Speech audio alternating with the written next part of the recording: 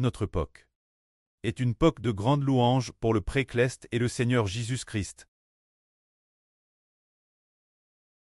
Un royaume, oh, le royaume spirituel d'Israël prospère. Grâce Dieu et au Seigneur. Au tout début. Le Seigneur Jésus-Christ a été crucifié. Puis après la résurrection du Seigneur, un groupe de personnes a reçu le Saint-Esprit, devenant le peuple appartenant au Précleste et au Seigneur. Il devait être appelé un peuple de rois et de prêtres. Mais cette époque-là, bien qu'ils aient compris qu'après la résurrection future, ils seraient rois et prêtres. Mais cette époque-là, ils ne parlaient que du salut, pour que les gens croient au Seigneur et obtiennent la vie éternelle. Mais il n'y avait pas, ce moment-là, il n'avait pas encore établi qu'il y ait des prêtres. Et puis, pour amener les gens loués, pour que les sauves amenent d'autres sauves, pour qu'ils louent Dieu ensemble jour et nuit. Cette époque, il n'avait pas cela. Chez les apôtres, l'époque des 12 apôtres, cela n'existait pas. Ils chantaient peut-être de vieilles chansons de temps en temps. Peut-être parce qu'ils étaient juifs auparavant. Autrefois dans le temple, ils chantaient peut-être les psaumes de David. Ils connaissaient peut-être certaines de ces chansons. Ou bien ces chants qu'ils chantaient pour célébrer la Pâque. Peut-être continuaient-ils chanter ces chants pour louer Dieu. Mais ces chancelles n'étaient peut-être pas nombreux. Peut-être qu'ils en chantaient peut-être une dizaine. Une vingtaine ce qui était déjà bien pour les gens de cette époque-là. Mais notre époque, l'époque où nous croyons au Seigneur et sommes sauvés, puisque les frères et sœurs ont entendu dire que notre époque le frère Chibo le grand prêtre est apparu. Et que les 24 anciens tenant chacun une harpe, les prêtres et les rois sont aussi apparus. Alors cette époque est une époque de grande louange Dieu. Car il est dit dans la Bible, de dire aux enfants du royaume spirituel d'Israël de ne pas retenir leur bouche, de ne pas retenir leur voix, de ne pas cesser de faire entendre leur voix, de laisser Dieu entendre notre voix, de laisser Dieu entendre notre voix de louange jour et nuit, d'entendre jour et nuit notre chant de louange Dieu travers le cantique de Mose et le cantique de l'agneau, et d'entendre nos prêtres clestes prier Dieu, proclamer la GRC de Dieu, raconter la miséricorde de Dieu envers Israël travers ses voix de prière, et d'entendre les prêtres clestes jouer des instruments avec leur harpe, le son magnifique et merveilleux de louange l'Éternel et au Seigneur Jésus-Christ tout en jouant. Jusque ce que Dieu établisse Israël pour nous. Jusque ce que le Précleste bâtisse Israël en une grande et puissante nation. Jusque ce que le Précleste fasse du frère Chibo l'évangile des nations. Jusque ce que Dieu détruise finalement nos ennemis pour nous. Faisant d'Israël une grande et puissante nation. Jusque ce que Dieu donne le royaume Israël. Juste ce que nous ressuscitions au ciel l'avenir. C'est pourquoi cette époque est une époque de grande louange Dieu. Car Dieu va lever son royaume, qui est un royaume spirituel, le royaume spirituel d'Israël, qui puisse devenir une grande et puissante nation, devenant louange Dieu, qui loue le Seigneur une nation sainte possédant des rois et des prêtres, appartenant exclusivement Dieu, un royaume appartenant exclusivement au Seigneur Christ, c'est pourquoi notre époque, c'est une époque de grande louange Dieu. Nous savons tous que depuis l'Antiquité, a-t-il eu un petit groupe de personnes composant des chants, comme nous le faisons aujourd'hui, avec des tours de garde correspondants pour louer Dieu jour et nuit. Et y a-t-il eu un peuple louant Dieu selon des tours de garde, et devant prier selon des tours de garde, et devant jouer selon des tours de garde, jouant ensemble des instruments, ensemble avec une belle mélodie. Une mélodie unifiée pour jouer des instruments afin de louer Dieu. Dans le passé, cela n'existait pas. Mais partir de maintenant, les enfants de l'Israël spirituel vont se multiplier, tant qu'ils sont appelés descendants d'Israël. Sibo dit, puisque l'Israël est une nation de louange. L'Israël de la Nouvelle Alliance est une nation de louange. Alors tous ceux qui deviennent des descendants d'Israël devront savoir chanter le cantique de Mose et de l'agneau. et devront aussi pratiquement tous savoir prendre la harpe pour en jouer ensemble. Pour chanter les louanges de notre Dieu, donc l'avenir, la harpe, sera peut-être l'une des instruments indispensables. Accompagne par la harpe, ô que l'on aille, nous jouerons tous de la harpe pour louer notre Dieu Seigneur. Il semble que les premiers devraient être les clestes, les 144 000 frères et sœurs, qui auront d'abord des instruments pour guider les enfants de la nouvelle terre jouer. Par exemple, il n'y aura peut-être pas autant d'instruments l'avenir. Mais les clestes, les 144 Zoro en auront tous, par exemple. Il y a des gens qui viendront louer Dieu avec nous. Mais eux, parmi 100 personnes, il n'y aura peut-être qu'un ou deux frères et sœurs clestes. Pour très rois et prêtres, les 98 autres, tant des enfants de la nouvelle terre. Ils diront serviteurs de Dieu, frère Rehoboth, joue de l'instrument pour nous guider dans la louange ensemble. Alors, le frère Rehoboth, il pourra prendre son instrument, tout en jouant, et puis tout en chantant le cantique de Mose et de l'agneau. Alors, les enfants de la terre chanteront avec nous. S'ils savent aussi en jouer, ils en joueront aussi avec nous. C'est ainsi, oui. Alors les frères et sœurs deviendront les frères et sœurs clestes deviendront ceux qui guident toutes les nations et toutes les tribus, chanter le cantique de Mose et le cantique de l'agneau, et jouer des instruments, des leaders, devenant ceux qui les guident pour louer Dieu. Dans l'Ancien Testament, les Israélites devaient tous offrir des sacrifices Dieu. Et pour offrir ces sacrifices Dieu, les prêtres offraient des sacrifices Dieu jour et nuit. Mais les Israélites dispersent dans les 12 tribus, ils devaient venir lors des 3 fêtes. Venir au temple l'Elbas pour louer. Pour servir Dieu. Mais qu'apportaient-ils pour servir Dieu? Ils apportaient du bétail et des brebis. Les premiers saints des buffles et les premiers saints des brebis. Une fois qu'ils les avaient à port, devaient-ils offrir le sacrifice eux-mêmes? Ce n'était pas eux qui l'offraient. Après les avoir à port, ils les remettaient aux prêtres. Et ensuite, les prêtres les offraient Dieu pour eux.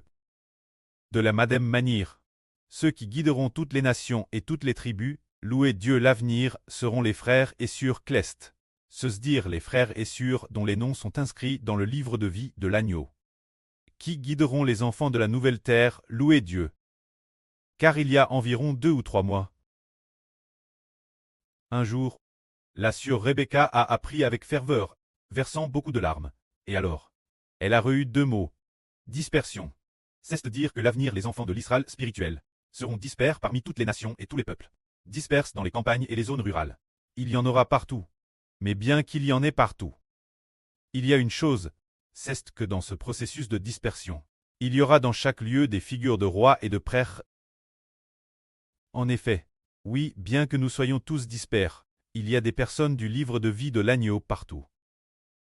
Alors ceux qui obtiennent la vie éternelle représentent un tiers de l'humanité. Mais quant aux personnes du livre de vie de l'agneau, le total n'est que de 144 Zoro. Alors, dans cette époque, il n'y a peut-être que plus de 120 Zoro personnes.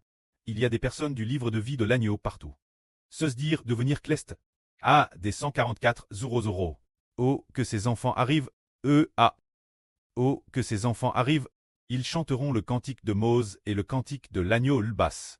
Ils doivent s'organiser pour faire les gens locaux qui entendent l'évangile chanter ensemble nos chants aux belles mélodies pour louer le Seigneur précleste et leur apprendre à jouer de la harpe, adorer tout en jouant, y aller tété et tard chaque jour, les emmener louer ensemble, et les emmener prier ensemble.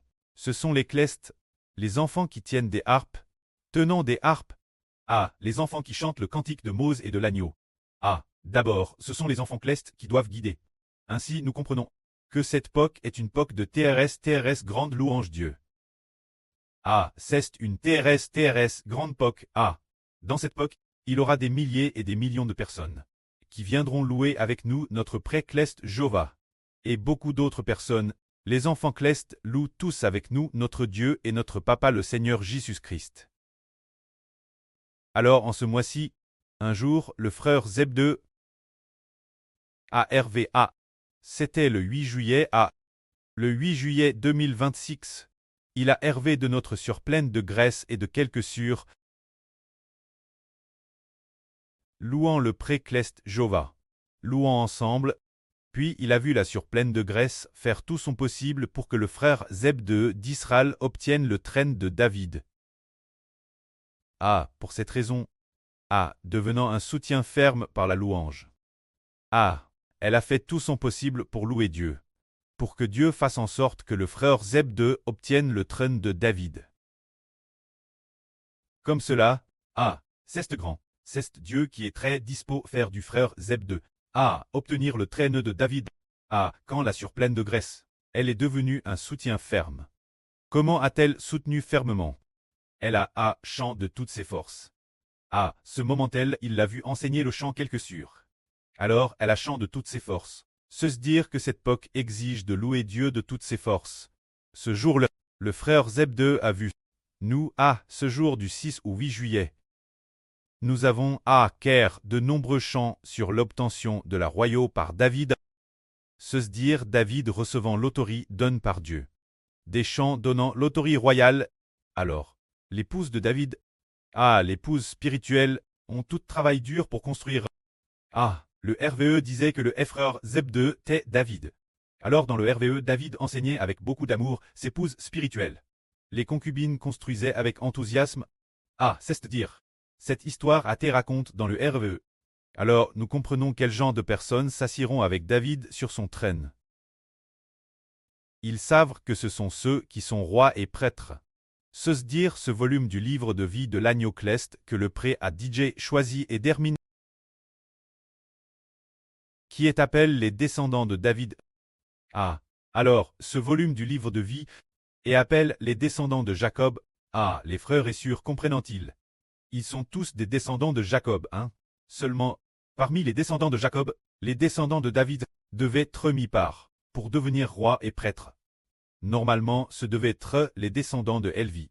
Normalement, seuls les descendants de Lévi devaient être prêtres. Car dans l'Ancien Testament, ce sont les descendants de Lévi qui étaient prêtres. Et les descendants de la tribu de Juda. Les descendants de David devaient être rois. Mais plus tard, on découvre que, après ce trait arrive au Nouveau Testament, on découvre que tout, que ce soit les rois ou les prêtres, sont tous des descendants de David.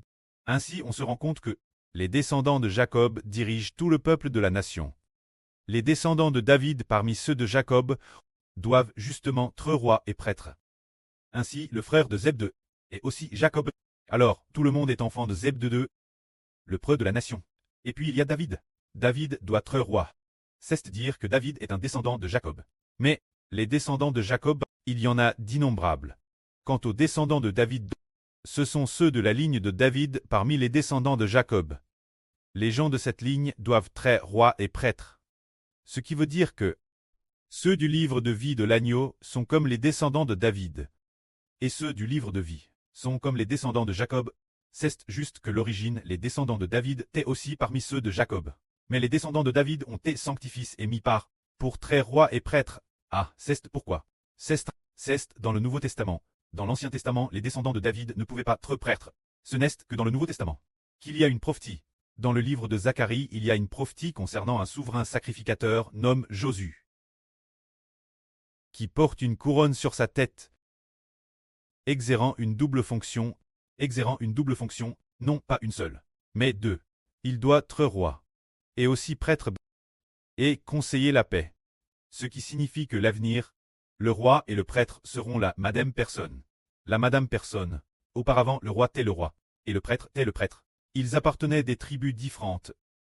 Mais après le Nouveau Testament, le roi et le prêtre sont tous deux issus de la tribu de Juda. La tribu spirituelle de Juda.